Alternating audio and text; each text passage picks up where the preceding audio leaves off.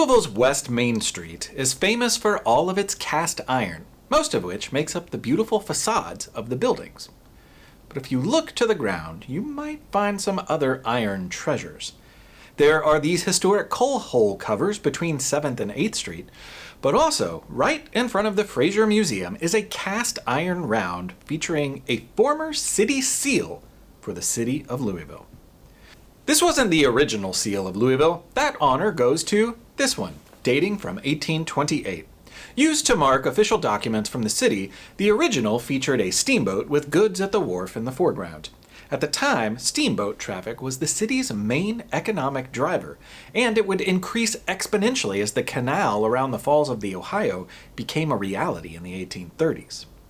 This seal is the second seal of Louisville, and it was made official in May of 1861, just a month after the opening shots of the Civil War. The Louisville and Nashville Railroad profoundly changed the city, and the new seal was reflective of the growth of the railroad in the area. The only other word included beyond the city and state is the word progress, just below the wheels of the train.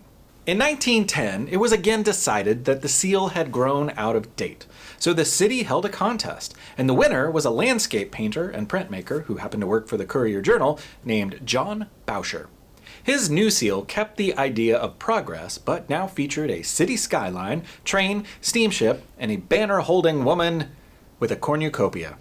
It proudly identified Louisville as the nation's thoroughfare. Then, in 1953, a new notable seal was created for the city. Designer Victor Hammer was originally from Austria. In both Florence, Italy, and Vienna, Austria, he operated a printing press, for which he designed a number of original fonts. As the Nazi Party rose to power in Europe, he fled and settled in America, first in New York State and then in Lexington, Kentucky. For the last years of his life, he worked out of Transylvania University. His design for the Louisville seal was simple: 13 stars for the original states, the city's founding year of 1778, and 3 fleur-de-lis to connect the city to its French namesake, King Louis XVI. If his work feels familiar to longtime residents, it's because he also created memorable seals for the University of Louisville and the Louisville Free Public Library. Many people love his design for its clean and classic layout, but the seal was changed again when the city merged with Jefferson County in 2003.